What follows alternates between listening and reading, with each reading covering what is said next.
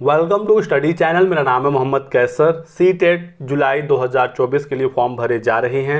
पूरा फॉर्म कैसे भरना है मैंने वीडियो बना दिया है, डिस्क्रिप्शन बॉक्स में लिंक है, एक बार देख लीजिए और अपना पूरा फॉर्म भर लीजिए। एक सवाल काफ़ी बच्चों का आ रहा है कि हम डीएलएड किए हुए छात्र हैं, हमें कौन सा कोड सेलेक्ट करना है पेपर 1 के लिए और पेपर 2 के लिए। ठीक है, तो यही जानकारी आपको यहाँ पर मिलेगी। यदि आप बीएड छात्र हैं तो मैंने आपके लिए वीडियो ऑलरेडी बना दिया है, उसका भी लिंक डिस्क्रिप्शन में मैं दे रहा हूँ, एक बार आप चेक कर लीजिएगा। ठीक है, चलिए बढ़ते हैं आगे। तो यहाँ पर दोस्तों आपको सेलेक्ट करना होता है कि आप पेपर 1 के लिए फॉर्म भर रहे हैं या पेपर 2 के लिए। यदि आप ग्रेजुएशन प्लस डीएलएड हैं, आप दोनों पेपर के लिए चाहें तो फॉर्म भर सकते हैं, आप एलिजिबल हैं। ठीक है, मैं दोनों पेपर पर क्लिक करता हूं ताकि मैं दोनों का कोड दिखा दूं, बाकी आप अपने हिसाब से जिसके लिए आप चाहें आवेदन करिएगा, एलिजिबल यदि आप हैं तो। वीडियो को लास्ट तक देखें, सारी जानकारी आपको मिल जाएगी। लैंग्वेज 1 और लैंग्वेज 2 में आपके पास 20 भाषाओं का ऑप्शन है। किसी भी एक को आप लैंग्वेज 1 के रूप में और दूसरे को आप लैंग्वेज 2 के रूप में ले सकते हैं। बड़ा सवाल है मिनिमम एजुकेशनल क्वालिफिकेशन के कोड को लेकर। तो पहले हम लोग बात करेंगे 1 to 5 के लिए। 1 to 5 में टोटल 4 कोड है, 1 2 3 4। अच्छे से समझिएगा जो भी डीएलएड छात्र हैं, आप यदि 12th प्लस डीएलएड हैं तो आप सिर्फ और सिर्फ पेपर 1 के लिए एलिजिबल हैं, आप पेपर 2 नहीं दे सकते। लेकिन जिस प्रकार से यूपी में डीएलएड होता है कि आपको ग्रेजुएशन के बाद ही डीएलएड करना है, तो ऐसे में आप पेपर 1 और पेपर 2 दोनों के लिए एलिजिबल हो जाते हैं। ठीक है, इतनी बात समझ में आ गई। तो ऐसे छात्र जिनका 12th में 50% नंबर है और 2 साल का उन्होंने किया हुआ है डिप्लोमा इन एलिमेंट्री एजुकेशन यानी डीएलएड, जिसे बीटीसी के नाम से भी आप जानते हैं, कहीं पर जेबीटी, कहीं पर बीएसटीसी। ठीक है, कहने का मतलब है कि 2 साल का डिप्लोमा यदि आपका है और 12th में आपके 50% नंबर हैं तो आपके लिए कोड नंबर 1 है पेपर 1 के लिए। ठीक है, आपका जो डिप्लोमा है पास हो गया है तब तो कोई दिक्कत है ही नहीं, यानी कि आप अपना डीएलएड क्लियर कर चुके हैं। या फिर यदि आप अपीयरिंग में हैं, लेकिन कंडीशन यहाँ पर है अपीयरिंग इन फाइनल ईयर। ठीक है, तो कोड नंबर 1 आप सेलेक्ट करेंगे, अपने फॉर्म को भर देंगे। कहीं पर भी आप देखेंगे तो यहाँ पर यही कंडीशन होती है, पास्ड और अपीयरिंग इन फाइनल ईयर। लेकिन इसी बीच बहुत सारे बच्चे ये भी सवाल पूछ सकते हैं कि अभी हम अपने फर्स्ट सेमेस्टर में हैं, फर्स्ट ईयर में हैं, अभी हमने बस एडमिशन लिया है, कोई भी सेमेस्टर हमारा नहीं हुआ है, तो हम भी क्या एलिजिबल हैं, क्या हम फॉर्म भर सकते हैं?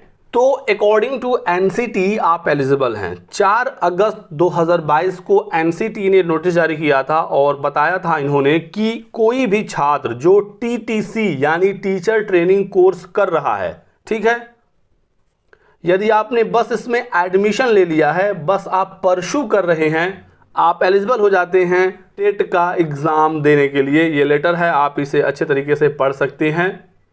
आप कहेंगे तो मैं इसे टेलीग्राम चैनल पर भी शेयर कर दूंगा। डिस्क्रिप्शन बॉक्स और पिन कमेंट में टेलीग्राम चैनल ज्वाइन करने का लिंक है। तो फर्स्ट सेमेस्टर वाला भी छात्र एलिजिबल है अकॉर्डिंग टू एनसीटी, और एनसीटी ही वो संस्था है जो एलिजिबिलिटी डिसाइड करता है शिक्षकों का।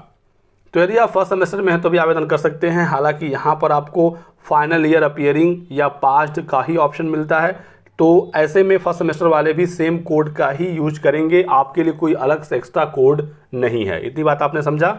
अब आते हैं कोड नंबर 2 पर। तो 12th में यदि आपके 45% नंबर हैं और 2 साल का डिप्लोमा है तो आप कोड नंबर 2 सेलेक्ट करेंगे। 50% या इसके ऊपर, ठीक, कोड नंबर 1। 45% से ऊपर लेकिन 50 से कम तो कोड नंबर 2। यहाँ पर ये जो परसेंटेज है ये 12th की बात हो रही है। चलिए आगे बढ़ते हैं। कोड नंबर 3 बीएलएड के लिए है, 4 साल का जिन्होंने बीएलएड कोर्स किया है। और कोड नंबर 4 है डीएलएड के लिए ही, 2 ईयर डिप्लोमा ही है ये, लेकिन ये स्पेशल एजुकेशन में है। तो 12th में 50% नंबर और 2 साल का डिप्लोमा लेकिन स्पेशल एजुकेशन में, तो कोड नंबर 4 फिर आपके लिए है। 12th में 50% नंबर और डीएलएड कोड नंबर 1, 12th में 45% से ऊपर 50% से नीचे कोड नंबर 2, और 12th में 50% नंबर और 2 ईयर का डिप्लोमा लेकिन स्पेशल एजुकेशन में, तो कोड नंबर 4। बात समझ में आ गई।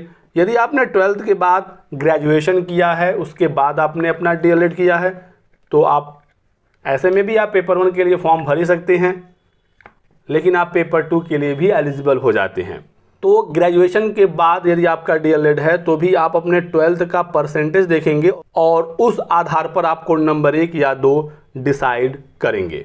अब बढ़ते हैं आगे और पेपर 2 की बात करते हैं। पेपर 2 में टोटल 8 कोड हैं, ठीक है। डीएलएड के लिए कौन सा कोड है ये हम लोग देख लेते हैं। तो पेपर 2 यदि आप देना चाहते हैं और आपने डीएलएड किया हुआ है तो आपके लिए कोड नंबर 1 वाला ऑप्शन है। बस एक ही ऑप्शन है डीएलएड के लिए और कोई यहाँ पर दूसरा ऑप्शन है ही नहीं। यहाँ पर बताया गया है कि ग्रेजुएशन यदि आपने किया है और 2 साल का डिप्लोमा आपके पास है तो आप कोड नंबर 1 की सहायता से पेपर 2 का फॉर्म भर सकते हैं। कोई भी परसेंटेज की बाध्यता यहाँ पर नहीं होती है यदि आप ग्रेजुएट हैं और डीएलएड किए हुए हैं। बाकी सब बीएड के लिए ऑप्शन है। कोड नंबर 4 बीएलएड के लिए है, तो आपको इधर उधर भटकने की आवश्यकता ही नहीं है। आप सिंपल कोड नंबर 1 सेलेक्ट करिए और अपने फॉर्म को फिल कर लीजिए। बात को आपने बेहतर तरीके से समझा होगा। मैं आपको शॉर्ट में बता दूं, यदि आपका 12th में 50% नंबर है, पेपर 1 देना चाहते हैं, कोड नंबर 1। 12th में 50% नंबर है, ग्रेजुएशन भी है और डीएलएड भी है, तो पेपर 1 के लिए भी कोड नंबर 1, पेपर 2 के लिए भी कोड नंबर 1। 12th में 45 से 50 के बीच में नंबर है, डीएलएड है, पेपर 1 के लिए कोड नंबर 2। और यदि आपने ग्रेजुएशन किया फिर डीएलएड किया तो ग्रेजुएशन के साथ परसेंटेज वाली बाध्यता पेपर 2 में नहीं मांगी जाती है। तो ऐसे में पेपर 2 के लिए आपके पास वही सेम कोड नंबर 1 वाला ही ऑप्शन है और डीएलएड स्पेशल के लिए पेपर 1 का कोड नंबर 4 है। और यदि आपने ग्रेजुएशन नहीं किया है तो आप पेपर 2 नहीं दे सकते, आप बस पेपर 1 ही दे सकते हैं। ये रही कंप्लीट जानकारी डीएलएड वाले छात्रों के लिए। वीडियो को लाइक करिएगा, चैनल को सब्सक्राइब करना। यदि वीडियो में कुछ भी पसंद आया तो अपने दोस्तों के साथ शेयर करिए ताकि उनकी भी कुछ हेल्प हो सके। बहुत बहुत शुक्रिया वीडियो को लास्ट तक देखने के लिए। Thanks for watching.